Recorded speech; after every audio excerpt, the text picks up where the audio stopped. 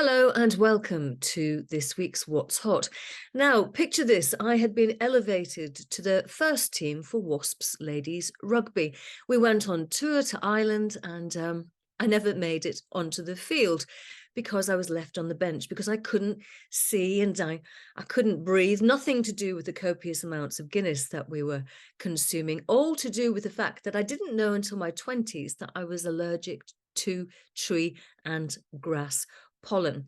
So I hadn't got any antihistamine way back in the 1990s, and I doubt that I'd even heard of antihistamine. However, roll on to 2023, and I'm delighted by the news from Allergy Therapeutics that its pivotal phase 3 trial to test its grass allergy vaccine has been successful.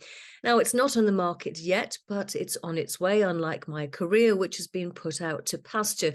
Share in Allergy Therapeutics rose 23%, but from a low base. Now, remember, last month, the company received a £48 million takeover offer from SkyGem. However, that is complicated.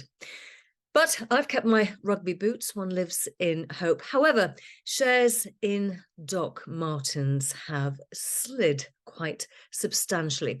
Now, when the company listed on the stock market way back in 2021, everyone wanted to be a shareholder, and the initial public offering was oversubscribed by some 8 times. The market cap at the time of listing was some £4 billion. Now it is £1.1 billion. Why?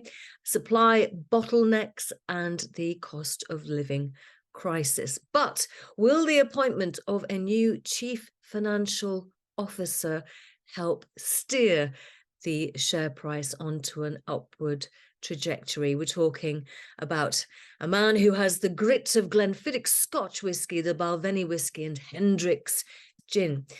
Now, there is so much content flying around out there. Yes, I'm part of that universe, and it's very rare for me to read everything that a chief executive puts out on X, the platform formerly known as Twitter. But I did on this occasion. I read it from beginning to end. I'm talking about the words put out by the chief executive of Golden Metal Resources recently. He included that romantic Canadian phrase, skate to where the puck is going, not where the puke is going, as some lazy investors read it.